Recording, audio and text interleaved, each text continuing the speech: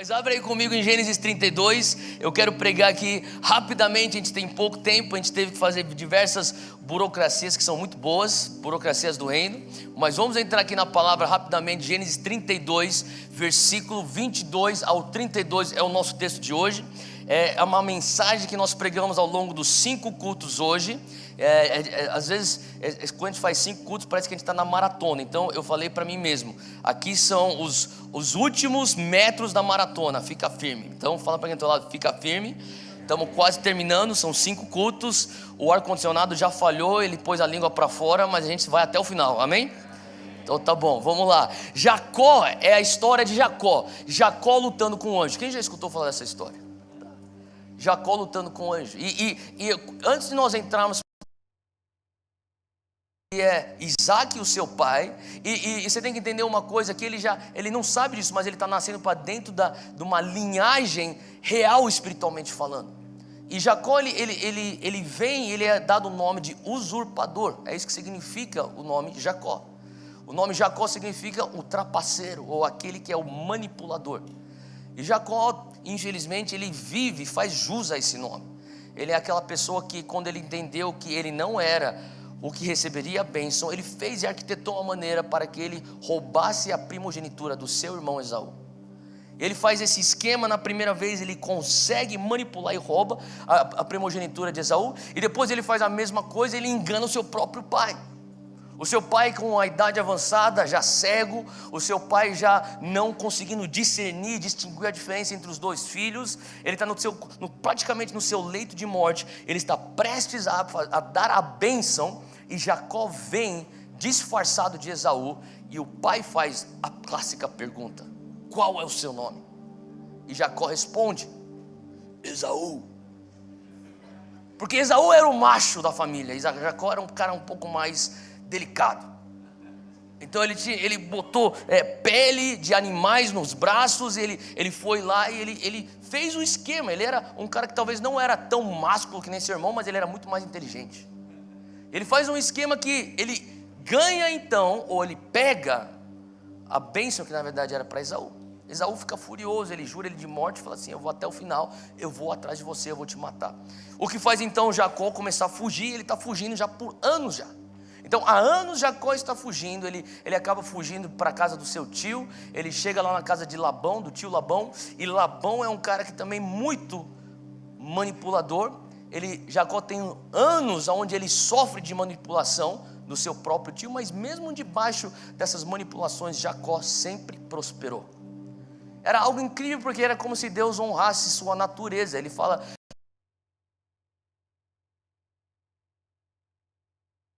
a bênção de Deus, os reflexos disso através da sua fazenda. E chega um determinado momento que ele está fugindo também, e ele entende que ele está nesse lugar onde é inevitável, ele vai ter que encontrar Esaú. Então ele vem com um plano, ele fala: como que eu vou encontrar e encarar a ira do meu irmão? Ele fala assim: eu, da maneira muito esperta que penso, venho com uma estratégia. A estratégia dele foi pegar todos os seus pertences, ele divide em blocos e ele começa a enviar adiante dele. Ele fala assim: quem sabe o meu irmão, quando ele começar a ver todos esses meus servos chegando com presentes para ele, ele vai ter sua ira apaziguada. E quem sabe ele apazigua um pouco a ira e de repente chega mais presente com outro bloco de servos e mais gado. Essa foi a estratégia de Jacó. E ele está pensando e ele já envia isso. E a gente entra então no texto de Gênesis 32, 22, acompanha comigo. Naquela noite Jacó levantou-se, ele tomou suas 2 mulheres, ele tomou suas 2 servas e seus 11 filhos para atravessar o lugar de passagem de Jaboque. Depois de havê-los feito atravessar o ribeiro, fez passar também tudo o que possuía. Fala comigo: tudo o que possuía. Se você tiver uma caneta aí, sublinha essa frase na tua Bíblia: tudo o que possuía. Vamos parar por aqui, a gente vai continuar lendo, mas eu quero parar por aqui para falar um pouco sobre esses versículos. O que está acontecendo aqui? Jacó, ele levanta no meio da noite, ele entende: eu já enviei os meus servos com a minha fazenda. Agora, o que você tem que entender é que naquela época, lá no Oriente Médio, uma pessoa, vamos considerar Jacó, talvez se ele estivesse vivo hoje, ele seria um bilionário. E talvez um bilionário, um empresário, dono de diversos negócios, uma pessoa que ele fala assim, vamos supor, se um bilionário hoje aqui em São Paulo fala, eu quero relocar todos os meus negócios para Miami, por exemplo, ele vai ter que então vender o que dá para ser vendido, pegar seu dinheiro e talvez comprar novas propriedades lá. Algumas coisas ele vai conseguir transportar, mas a maioria das coisas ele vai ter que vender e comprar lá. Agora, naquela época ele não conseguia fazer isso. Então, basicamente, ele pegava toda a sua empresa, em cima de camelos, de carroças, de carros, ele transportava de uma região para outra. Então, basicamente, o que Jacó está fazendo, na sua fuga, ele está transportando o seu império empresarial de uma localidade para outra. E naquele processo, quando ele entende, o meu irmão está me esperando do outro lado, com 400 homens armados, ele fala, eu vou morrer, não tem jeito. Então ele começa a olhar, o que eu tenho? Você tem um império, Jacó. Ele fala assim, eu vou dar então um quarto do meu império. Vem você que é o meu diretor, você vai e leva isso para ele, e você oferece e fala para ele, aqui é o presente do teu servo Jacó. Essa foi a estratégia. Ele chega num determinado momento, no versículo 22, que ele já tinha enviado tudo o que ele tinha. E ele acorda e ele olha, mas eu tenho minhas esposas, eu tenho os meus filhos, eu tenho os meus servos, e tenho mais algumas outras propriedades, ele fala, sabe? Talvez ele estava tendo um pouco de dificuldade no seu sono. Quem acha que é completamente normal devido à circunstância, né? Ele acorda no meio da noite, um pouco com insônia. Ele fala, sabe de uma coisa? É melhor eu garantir de uma vez por todas. Ele acorda as esposas e fala assim, prepara os filhos, vai todo mundo já na frente. E a palavra de Deus fala no versículo 23, que ele envia tudo o que ele tinha. E olha só a primeira frase do versículo 24, diz assim, e Jacó ficou sozinho. Fala comigo, sozinho. Sublinha essa frase, Jacó ficou sozinho. Em outras palavras, ele fez passar tudo que ele possuía e ele se encontrou sozinho. E uma vez que ele está numa posição solitária, numa posição isolada, sem nada daquilo que ele possuía, sem nada que refletia a prosperidade material dele, versículo 24 diz que veio um homem. Em outras palavras, Jacó não foi atrás desse homem. É importante que você entenda que esse homem o encontrou. Veio um homem e se pôs diante dele, e se pôs a lutar com ele até o amanhecer. 25, e quando o homem viu que não poderia dominá-lo, ele tocou na articulação da coxa de Jacó, de forma que lhe deslocou a coxa enquanto eles estavam lutando. Então o homem disse, deixe-me ir, pois o dia já desponta. Mas Jacó lhe respondeu, eu não te deixarei ir, a não ser que me abençoes. Em outras palavras, ele fala assim, eu não vou te deixar ir, até que você me dê a bênção. E o homem lhe perguntou, qual é o seu nome? Respondeu ele, Jacó. Então disse o homem, seu nome não será mais Jacó, mas sim Israel, porque você lutou com Deus e com homens e venceu. E prosseguiu Jacó, eu peço-te que digas o teu nome. Mas ele respondeu, por que perguntas o meu nome? E o abençoou ali. 30, Jacó chamou aquele lugar de Peniel, pois disse, eu vi Deus face a face, e todavia a minha vida foi poupada. Ao nascer do sol, atravessou o Peniel, mancando por causa da coxa. Por isso, até o dia de hoje, os israelitas não comem o músculo ligado à articulação do quadril, porque nesse músculo Jacó foi ferido. Então, eu já contei a história de Jacó rapidamente aqui. Jacó, eu diria que o seu maior medo era enfrentar a ira do seu irmão Esaú. Só de você entender a atitude que ele tem no capítulo 32, de abrir mão de tudo aquilo que ele tinha para tentar apaziguar a ira, mostra o tamanho do medo que ele tinha da ira de Esaú. Se você for analisar a vida de Jacó, a vida inteira dele foi ele dando, passando a perna nos outros, ele fazendo esquemas, ele vendo jeitinhos, ele se ajeitando para que ele recebesse e ganhasse e fosse mais rico que o próximo. E aquilo que foi o seu estilo de vida, quando ele chega e conquista tudo aquilo, esse temor que ele tinha da ira foi suficiente para ele falar assim, eu abro mão de tudo que eu conquistei. Então, obviamente, o medo que ele tinha era um medo muito grande. E agora, Jacó está diante disso e ele fica sozinho e aparece um anjo. Agora, aparece um anjo na véspera do seu maior desafio, que é encontrar e enfrentar a ira de Esaú. Agora, quantos aqui são estudantes? Levanta a mão se você é um estudante universitário, talvez está estudando no colégio ainda, seja o que for. Eu queria que você imaginasse você que está estudando por uma prova, talvez é a prova do ano, é o exame que vai determinar se você vai ficar de DP ou não, é aquele exame que vai determinar se você entra naquela faculdade que você quer entrar ou não, e você passou o ano inteiro estudando para isso, e na véspera do dia do teu exame, você está dormindo, você está tentando pegar no sono, sabe aquele momento que você está prestes a pegar no sono, você está quase metade dormindo, metade acordado, e você sente alguém cutucar tua perna, e você abre teus olhos na cama do teu quarto, e é um anjo, e ele fala assim: fica de pé, sai da cama, vamos lutar. Tipo, o que você fala? O que você faria? Hã? Como assim? Vamos lutar, sai da cama, vamos lutar. Talvez a tua reação seria: você não ia, você ia ficar em choque, você ia pensar, o que está acontecendo aqui? Eu estou tendo uma alucinação, alguma coisa assim. Mas depois que você percebe que é um anjo e ele está dialogando com você, talvez você falaria: cara, qualquer noite da semana, do ano, menos essa noite, tudo que eu estudei é para amanhã eu me dar bem nessa prova. Eu preciso dormir, hoje eu não vou lutar com você. Quem concorda comigo? Sim? Diante do teu maior desafio do ano. Agora, eu fico imaginando Jacó. A palavra de Deus fala aqui no versículo 24 que veio um homem para ele e eles começaram a lutar. Agora, olha só o versículo 23, 24 e 25. Diz assim: depois de havê-los feito atravessar o ribeiro, fez passar também tudo que possuía. Jacó ficou sozinho, veio um homem que pôs a lutar com ele até o amanhecer. Quando o homem viu que não poderia dominá-lo, tocou na articulação da coxa, de forma que ele deslocou a coxa. Deixa eu falar uma coisa, tem muita coisa que acontece só em 3 versículos. Em outras palavras, não é: oi, eu sou um anjo, vamos lutar, vou deslocar tua coxa, claro, pronto, acabou. Não, teve diálogo envolvido, teve uma trama envolvida. Faz sentido o que eu estou falando?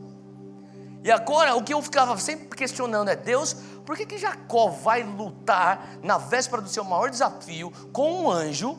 E a resposta seria: porque ele quer ter a bênção. Concorda comigo? Se alguém perguntasse para você: por que Jacó lutou com o anjo? Se você for para a escola dominical, você vai falar: porque ele quer ter a bênção. O anjo é da bênção. E a pergunta é então: mas por que ele quer ter a bênção se ele já pegou a bênção de Esaú? Por que ele quer lutar por uma bênção se ele já é abençoado? Jacó sabia o que ele tinha. Jacó sabia o que ele já tinha conquistado. Quem sabe naquele momento o anjo fala assim: eu estou aqui para lutar com você. Esse diálogo não está aqui na Bíblia. Mas, que nem eu já disse, é impossível não ter diálogo nesses 3 versículos. Muita coisa está acontecendo. E eu imagino que o diálogo era o anjo falando: Jacó, hoje você luta comigo. E talvez Jacó falasse assim: quem é você? E por que eu lutaria com você? Eu não quero lutar com você porque hoje é a noite mais complicada da minha vida, porque amanhã eu tenho o meu maior desafio. E eu não vou ficar gastando minha energia lutando com você, quando eu preciso de todas as minhas energias conservadas para amanhã enfrentar a ira do meu irmão. E aquele cara fala assim: não, luta comigo. E ele fala assim: por que eu lutaria com você? Porque eu vou te dar uma bênção. Talvez Jacó poderia pensar: mas eu já tenho a bênção, eu já peguei a bênção de Esaú, é por isso que eu tenho um problema amanhã para resolver. Ele fala assim: não, você precisa lutar comigo para ter a bênção. E talvez naquele momento o diálogo foi mais ou menos assim: Deus falando para Jacó: eu te amo demais para permitir com que esse sol venha raiar amanhã e você tenha que enfrentar o teu pior medo sem legitimidade da tua própria bênção. Em outras palavras, Jacó entende: o que você está me oferecendo é uma oportunidade de eu legitimizar aquilo que tem me perseguido. Porque você tem que entender uma coisa, que talvez Jacó era aquele cara que viveu a vida prosperando, sempre prosperando, sendo abençoado. E quem sabe Jacó ia para os seus amigos e falava assim: ei, vocês têm que entender uma coisa, cara, acabei de comprar uma fazenda linda, vocês têm que ir lá vir fazer um churrasco. E os amigos iam lá para a fazenda nova de Jacó, eles falavam: olha que fazenda bonita. E os amigos falavam assim: Jacó, uau, baita de uma fazenda, mas também você é usurpador. E daí talvez Jacó falasse assim: não, eu tenho gados novos, vem cá ver meus gados novos. Olha só esse gado. Eles: uau, quanto gado. Nossa, e da raça cara mesmo, nossa, Jacó. Mas daí eles falavam: mas também, né, ele é usurpador. É mais ou menos aquele cara que é rico, mas é corrupto. Você fala, uau, que Ferrari, mas também rouba dinheiro. Faz sentido? E Jacó, talvez a vida inteira dele, ele começou a falar, não importa quanto mais eu tiver, quanto mais propriedades eu tiver, quanto mais gado eu tiver, quanto mais riqueza eu tiver, esse estigma de usurpador nunca vai permitir com que eu venha ter a legitimidade dessa bênção. E naquela noite, eu fico me perguntando, o que é que faz um homem que está morrendo de medo do seu irmão, na noite que antecede o seu confronto, lutar de maneira tão violenta, mas tão violenta, que o próprio Deus fala, se eu não deslocar a coxa dele, ele não vai parar de lutar. Alguma coisa fez com que a cabeça de Jacó desse um clique e falasse, essa sim é a minha saída, e não o que eu enfrento amanhã de manhã. Faz sentido, gente? Hoje eu quero falar sobre como é que nós vamos legitimizar as bênçãos de Deus na nossa vida. Tenho 3 pontos para variar, e o primeiro ponto se encontra aqui no versículo 22, ou melhor, 23, diz assim, depois de havê-los feito atravessar o ribeiro, fez passar tudo o que possuía. A próxima frase é no 24 que diz, Jacó ficou sozinho. Sabe, eu creio que muitas vezes na nossa vida, para Deus legitimizar as bênçãos que Ele tem depositado sobre nós, o Senhor muitas vezes vai começar a nos posicionar em isolamento. Ele fala assim que Ele fez passar tudo o que ele possuía. Na cabeça de Jacó, o que ele está pensando é, eu tenho uma baita de uma estratégia aqui, esse negócio vai dar certo. O que Deus está pensando é, você pensa que você tem uma estratégia, mas na verdade eu estou armando algo para você. A estratégia de Jacó é, faz passar tudo que eu possuí. Deus falou assim, isso faz mesmo, porque o que eu quero é ter você sozinho. E naquele momento ele está num ambiente, ele está numa atmosfera onde ele não tem plano B. Talvez Jacó, desde que ele começou a prosperar, ele sempre tinha alguma coisa para se recorrer. O meu dinheiro, as minhas propriedades, as minhas bênçãos materiais. E agora Jacó está num lugar onde ele não consegue nem enxergar. Ele não consegue nem falar para esse homem, na verdade eu sou um homem muito próspero. Se você quiser eu posso até comprar a vitória hoje. Não, eu nem sei se você tem dinheiro. Não, eu sou rico de verdade. Como que eu sei que você é rico de verdade? Cadê a tua fazenda? Não, é que está lá na frente. Mas só porque você está falando que está lá na frente quer dizer que eu vou acreditar? Como que você vai provar para mim que você realmente tem dinheiro? Jacó agora se encontra numa posição onde não tem nem como se escorar em corrimões, ou não tem nem plano B, não tem plano C, não tem plano nem D. Ele está numa situação onde ele fala assim, eu estou sozinho.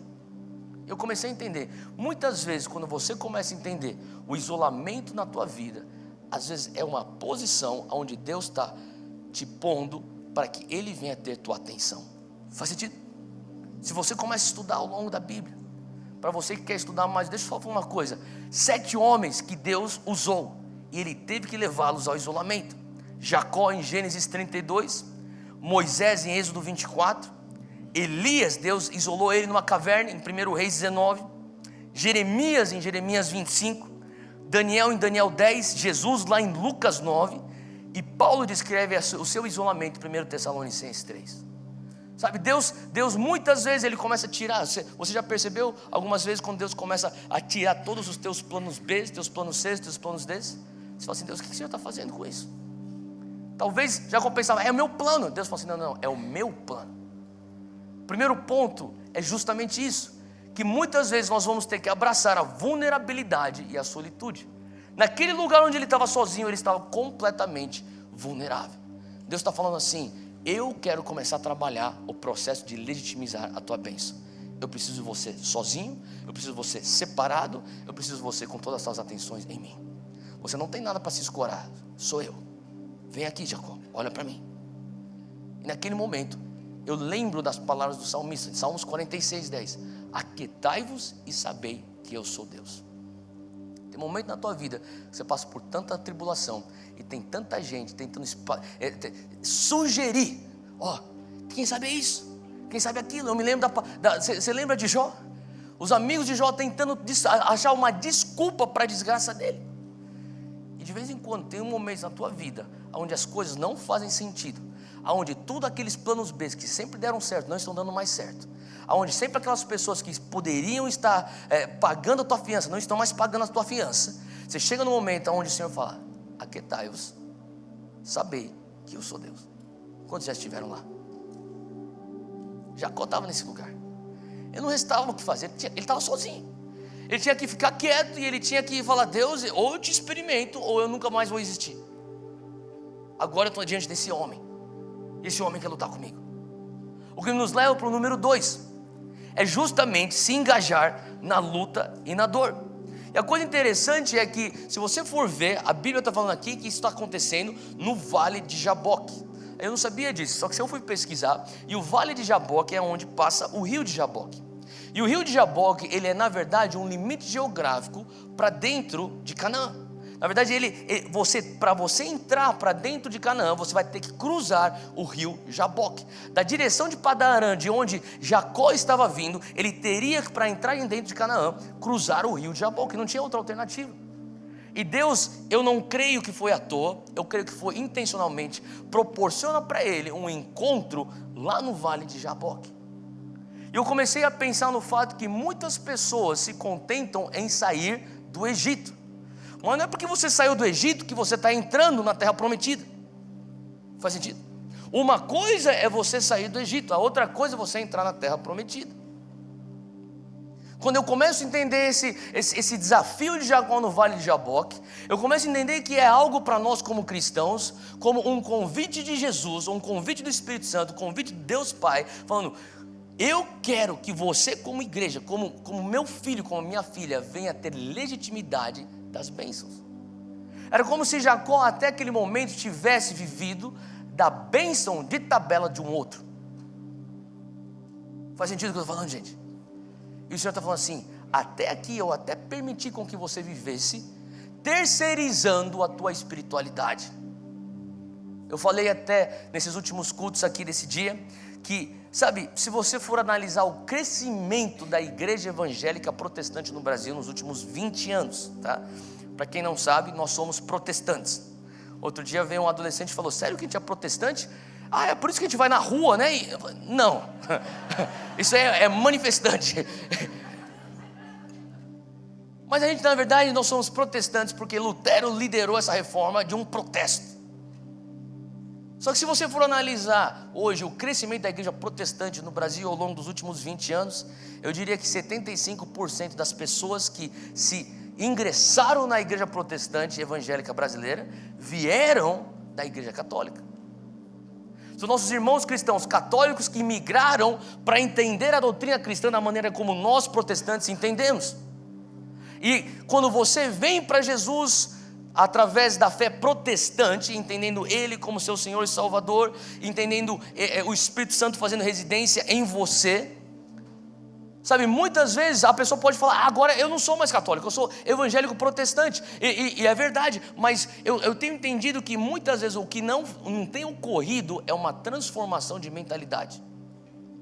É você estar dentro da igreja evangélica protestante, falando: eu creio naquilo que Lutero pregou naquela porta, as 95 teses, mas ao mesmo tempo a tua mentalidade continua de um sistema papal. Então você nada mais substituiu do que uma figura de um papa por agora uma figura de um apóstolo, de um bispo. Você substituiu a figura de que era um padre para agora a figura de um pastor. Faz sentido? E na mentalidade católica é completamente, não diria completamente, mas eu diria, é mais normal você terceirizar a tua espiritualidade. Padre, o que a Bíblia fala sobre isso? O que o Papa está falando é o que Deus está falando, então é o que Deus está falando, é isso. E sabe, eu creio, as pessoas falam: o Brasil está em crise. O Brasil está em crise. Nós estamos na nossa pior crise econômica, nós estamos na nossa pior crise política, nós estamos em diversas crises, toda hora tem mais escândalo aparecendo. Sim, então temos crise. Temos que orar pelo Brasil, sim, nós temos que orar pelo Brasil. Nós precisamos do mover de Deus na nação brasileira, precisamos, mas deixa eu falar, o que a gente precisa mais do que orar pelo Brasil, e o que nós precisamos mais do que o mover de Deus na nação brasileira, nós precisamos orar pela igreja brasileira. Nós precisamos do mover de Deus na igreja evangélica brasileira. Porque você tem que um dia chegar e argumentar ou ter um senso crítico de pensar: como que um país que diz que 1/4 de nós, 23,8%, vamos arredondar, 24% do Brasil se considera evangélico e nós nos encontramos nessa situação? Calma aí, o que significa você ser um evangélico? significa que o Espírito Santo faz morada em mim. Então o que nós estamos dizendo é que 1/4 do Brasil professa ter o Espírito Santo morando dentro deles, e nós estamos nessa situação. Alguma coisa está errada, quem concorda comigo? E não está errado só na sociedade brasileira, eu diria que está mais errado dentro da igreja brasileira. Eu me lembro daquele texto clássico de 2 Crônicas 7,14. Você sabe, se o meu povo orar, o meu povo que se chama pelo meu nome orar, se humilhar, se converter, aí então eu sararei a terra. É condicional, é se o meu povo que se chama pelo meu nome. Quem são vocês? Nós somos os cristãos, o povo que se chama pelo nome dele. Faz sentido? Quem é? A gente fala assim, a resposta do Brasil é a igreja do Brasil. Você crê nisso? Eu creio com tudo que eu tenho. E por isso que você tem que cobrar de onde viria a resposta. Igreja brasileira. Quem é a igreja brasileira? Eu sou a igreja brasileira. A primeira sondagem é para mim. Faz sentido? E quando todos os cristãos começam a fazer a primeira sondagem em si mesmos, fala, Deus, será que nós temos vivido como Jacó pré-vale de Jaboque? Nós temos visto resultados, as igrejas estão crescendo. O gado de Jacó também crescia. Mas as igrejas estão prosperando. A fazenda de Jacó também prosperava. Eu creio que muitas vezes o Senhor, Ele opera de uma maneira que nós não entendemos e pensamos que é uma outra coisa. Por exemplo, mas se eu estou fazendo isso, e se eu estou prosperando, se eu estou sendo abençoado, então a minha manipulação, minha usurpação agora está sendo aprovada. Porque como que Ele deixaria eu prosperar se eu tivesse errado? E muitas vezes Jacó talvez pensou isso. Eu sei que eu não deveria ter pego a bênção do meu irmão daquele jeito. Eu sei que eu fui desonesto. Eu sei que eu fui usurpador. Eu sei que eu fui manipulador. Mas olha quanto gado. Olha quantos servos. Olha quanta fazenda. Em algum momento acho que ele mudou de ideia. Ele passou a me aprovar. Faz sentido? E Deus está falando assim, tudo bem. Tudo bem. Eu permito. É permissivo isso. E eu fico pensando, uma das orações que eu lembro desde pequeno, minha mãe falava para mim, você tem que orar isso. Deus, eu quero fazer a tua boa, perfeita e agradável vontade. Não me deixa só fazer a tua vontade permissiva. Alguém já escutou isso antes? Sabe, eu começo a pensar, quando que é mencionada essa boa, perfeita e agradável vontade? Apóstolo Paulo, Romanos 12:2. Não vos conformeis com esse mundo, mas sejais transformados pela renovação da vossa mente, para que conheceis qual seja a boa, perfeita e agradável vontade de Deus. Em outras palavras, Deus está falando assim, você quer entrar para entender e viver a boa, perfeita e agradável vontade de Deus? Eu quero. Então você precisa passar por uma metanoia. Você precisa mudar a maneira de você pensar. Mas eu quero ser evangélico e não mudar a maneira que eu penso. Consequentemente, só tem sua vontade permissiva. Faz sentido? Eu quero sair do Egito. Você pode sair do Egito. Mas para entrar em Canaã, você vai ter que enfrentar um anjo. Faz sentido? Eu quero ser salvo. Você é salvo pela graça mediante a fé. E eu me lembro daquele texto de 2 Timóteo 1:9 que diz que é Ele que nos salva e nos chamou com uma santa vocação. Em outras palavras, Deus faz duas coisas. Deus nos salva e Ele nos chama. Eu tenho orado a Deus, eu não quero viver só salvo. Eu quero viver salvo e chamado. Faz sentido? Eu me lembro das palavras de Jesus, eu vim trazer vida e vida em abundância. Tem gente que tem só vida, ainda está para viver a vida em abundância. Faz sentido? Tem pessoas que só entendem o que é a misericórdia de Deus, não está entendendo o que é a graça de Deus. Tem pessoas que só vivem de livramento. Deus me livra, me livra, me livra, me livra. Não tem nada de errado com isso, mas eu te garanto que isso não é o melhor de Deus. O Senhor quer fazer uma transição onde nós saímos de viver só de livramento para passar a viver de propósito. Faz sentido? O Senhor está querendo fazer uma transição onde nós não vamos viver só na misericórdia dEle, mas a graça, que é o dom sobrenatural que te empodera para viver o chamado dEle. Cara, para você precisar da graça de Deus, você precisa estar realmente engajado em um compromisso. Eu vou viver o meu chamado. Senão você não precisa de graça, você precisa só de misericórdia. E aqui Jacó está numa situação onde ele fala, mas Deus, eu pensei que eu estava abençoado. E Deus falou assim, não, você tinha bênção. Você tinha a bênção não porque eu te aprovava, você tinha a bênção porque eu vou honrar sempre a minha natureza. E se eu falei que a bênção de Abraão vai para Isaac, a bênção de Isaac vai para a próxima geração, que era para ser Esaú, e você pegou essa bênção, você tem a bênção. E quem considera que essa é uma baita de uma bênção? Veio de Abraão. E essa bênção fazia com que ele prosperasse. E em algum momento Jacó pensou, é sinal de aprovação. E naquele dia esse anjo falou assim, olha, deixa eu explicar uma coisa, não é um sinal de aprovação, mas hoje eu te dou uma oportunidade. Nós podemos retificar tudo isso aqui.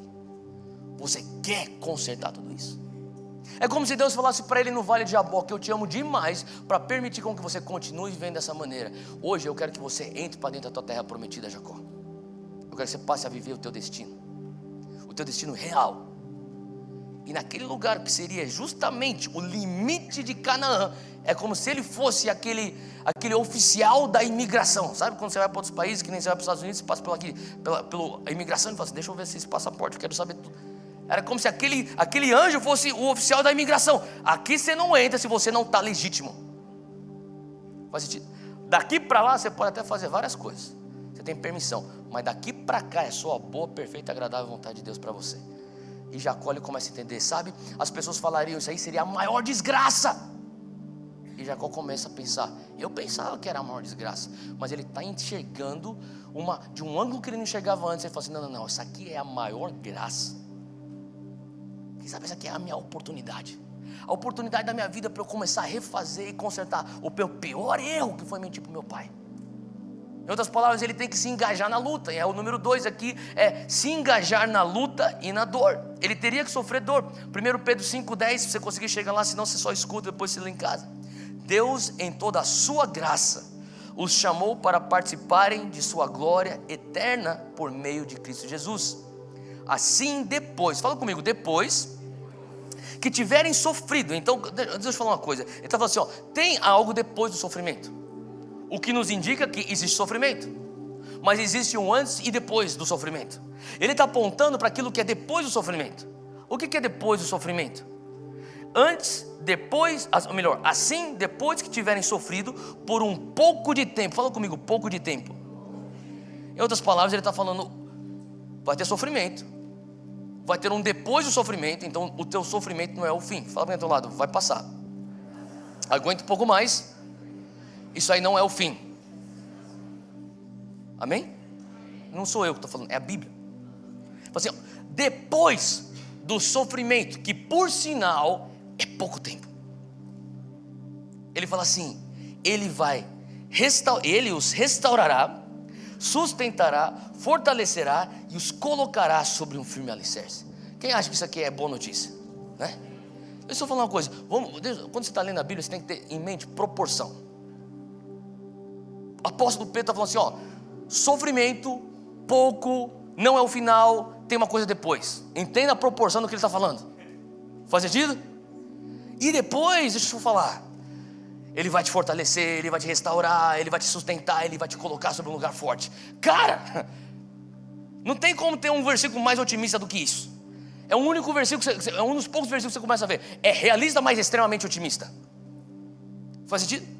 Olha só esse outro versículo, 1 Pedro 4, 12. Vocês estão bem, gente? Vocês estão meio que tipo, até o calor, né? Ah, tá bom. Então só abana, vai abanando. Abana quem está do teu lado.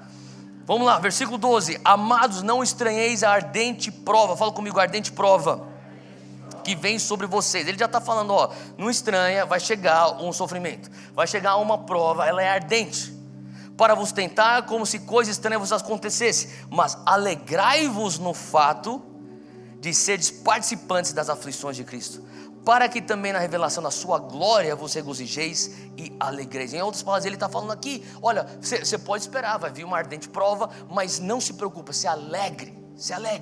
Mas como assim que eu vou me alegrar? Porque ele fala assim, existe um depois. Alegrai-vos no fato de seres participantes das aflições de Cristo, porque depois que você participa das aflições de Cristo, você também tem a revelação da sua glória eterna.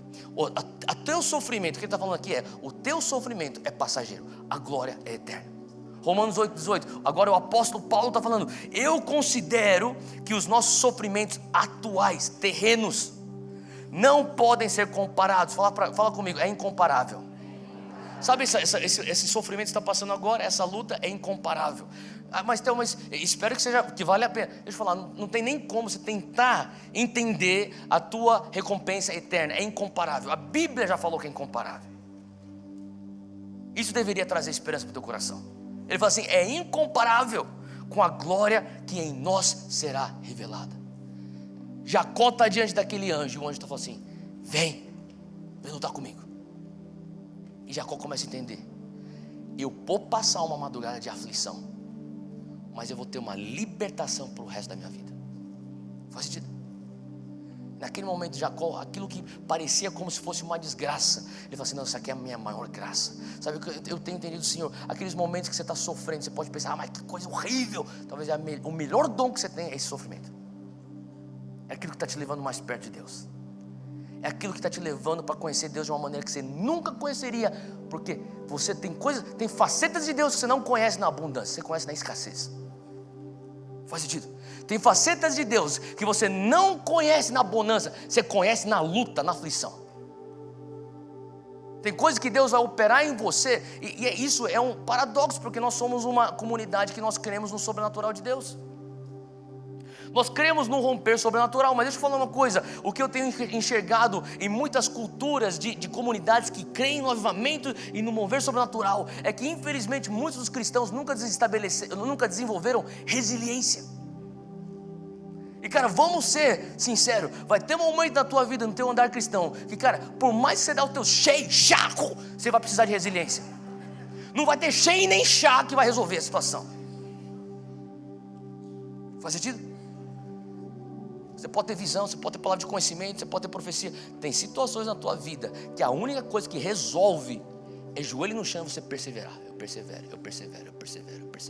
É todo dia, dia após dia, eu persevero.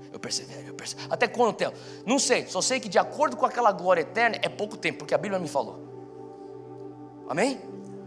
E aqui Jacó está na situação onde ele entende: eu vou passar por uma aflição numa madrugada, vai ser talvez a madrugada mais difícil da minha vida, mas se eu conseguir sair do outro lado vivo, cara, eu vou experimentar uma vida, ou eu serei o vivo mais vivo da terra. Já parou para pensar que tem gente que é vivo que não é vivo? Não, eu estou falando a verdade. Tem gente que fala assim: o que você está fazendo nessa terra? Morre. Não, você não fala assim, mas é tipo uns Walking Dead. O cara acorda, ele vai, pega o carro, vai para o trabalho, vai para o almoço, depois volta ao almoço, depois ele trabalha um pouco mais, depois ele volta para casa, ele vai tomar um banho, ele sai na frente da televisão, ele relaxa, ele briga com a mulher e vai dormir. O Senhor está falando assim: cara, eu não trouxe eu não vim aqui só para você ter vida, mas eu vim para você ter vida em abundância. Jacó começou a falar assim: cara, eu vou experimentar uma intensidade de vida que se eu não encontrar a morte, eu nunca vou. Se eu não me deparar com a minha própria morte aqui nesse vale do Jaboque, eu nunca vou experimentar. O que nos leva para o nosso terceiro ponto, que é justamente o Peniel. O terceiro ponto é encarar o Peniel em nossas vidas. E muitas vezes Deus vai nos levar para um lugar onde Ele fala assim: eu preciso que você encare algumas coisas. E Jacó estava naquele lugar, ele está lutando tanto. Tem 3 coisas que Jacó encarou. A primeira coisa, ele teria que encarar Esaú. A segunda coisa, ele teve que encarar a sua própria escuridão interna. E a terceira coisa, ele encarou Deus. Esse é o Peniel. A palavra Peniel vem do hebraico panim, que literalmente significa encarar. Ele sai daquela situação e fala assim: aqui eu encarei Deus, aqui eu encarei quem eu realmente sou, aqui eu encarei o meu passado, e eu vou poder daqui encarar o meu irmão, o meu maior medo. E Jacó, ele está nesse vale lutando. E olha só, vamos voltar para o texto de Gênesis. Gênesis 32 diz assim que, versículo 25, quando o homem viu que ele não podia mais dominar Jacó, ele tocou na articulação da coxa, de forma que deslocou a coxa enquanto ele lutava. Então o homem disse: deixe-me ir, pois o dia já desponta. Mas Jacó lhe respondeu: eu não te deixo ir até que você me dê a bênção. E o homem lhe perguntou: qual é o seu nome? Agora, esse diálogo também é um diálogo tanto quanto curioso, porque eu fico imaginando Jacó lutando com alguém. Eu imagino que alguns aqui já entraram numa briga física com alguém. Espero que não, mas num grupo desse tamanho alguém já. Ou talvez você já assistiu alguém fazer isso. Agora, eu nunca. Vamos usar o exemplo do UFC então, vai. Todo mundo assiste o UFC. Na verdade não, mas eu assisto. Confessei, beleza.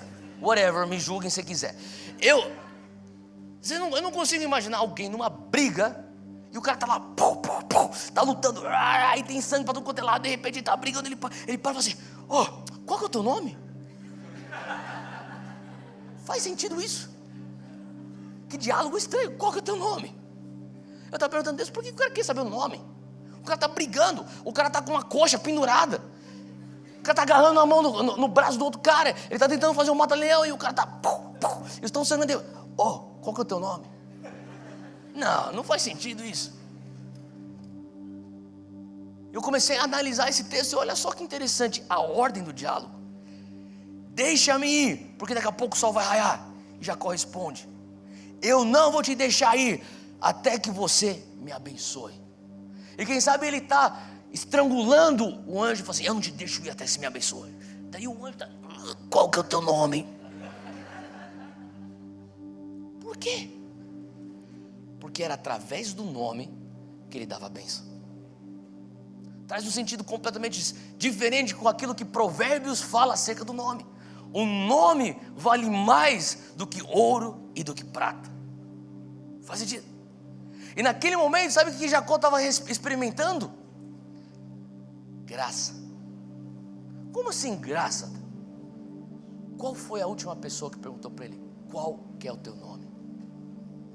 Seu pai Isaac. E naquele momento Jacó tem a oportunidade. Eu já escutei isso antes. Deus está falando: sim, estou te dando oportunidades para você redimir teu passado. Qual que é o teu nome? Ele não mais falaria: meu nome é Esaú. Ele não mais mentiria. Naquele momento ele entende: chegou finalmente a minha bênção, a bênção de eu redimir o meu erro. Chegou finalmente minha bênção de eu experimentar a graça de uma maneira como eu nunca experimentei antes. Chegou o momento da minha bênção de eu legitimizar que isso agora vai ser meu. Nunca mais eles vão poder apontar o dedo na minha cara e falar assim: mas também você é um usurpador, mas também olha o teu pecado, mas também olha o teu passado. Eles nunca mais vão poder apontar mais o dedo para mim e falar isso. Ele escuta a pergunta: qual que é o teu nome? Ele fala: cheguei. Ele fala: meu nome é usurpador. Sim, eu sou Jacó, aquele que enganou meu irmão, eu enganei meu pai. O meu nome é aquele que trapaceou. Eu sou Jacó, eu confesso. Era como se Deus estivesse dando a oportunidade para Jacó: Jacó, você quer virar limpo? Você quer virar limpo?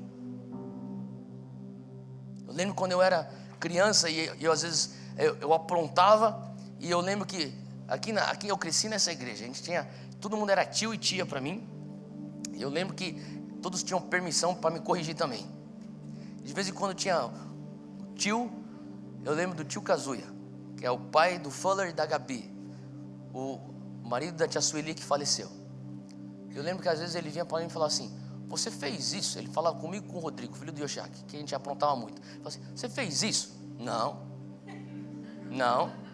Um dia a gente pôs fogo no quintal da igreja. Outro dia eu desafiei o Rodrigo a tacar pedra no vizinho. Caiu na cabeça da filha do vizinho. Ele apareceu no meio do culto com a menina sangrando, querendo tirar satisfação e quebrar a cara de alguém. Falei: eu vou quebrar a cara de alguém que tá com pedra. E daí o pessoal do apoio não sabia de nada. Imagina, um cara aparece: eu não sei nada. E eu e o Rodrigo lá no culto assim, cara. Eu lembro que o tio trazia a gente assim, falou assim: vocês fizeram isso? Não.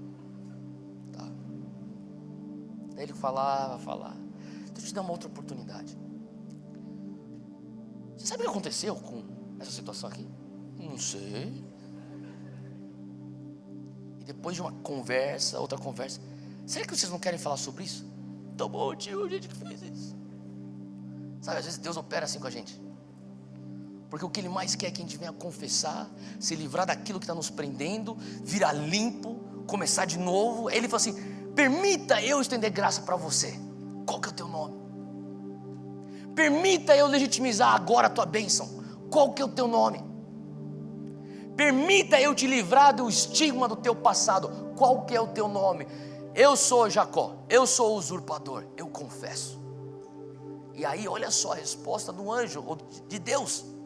Ele fala assim, versículo 28. Então disse o homem: seu nome não será mais Jacó, mas sim Israel, porque você lutou com Deus e com homens e prevaleceu.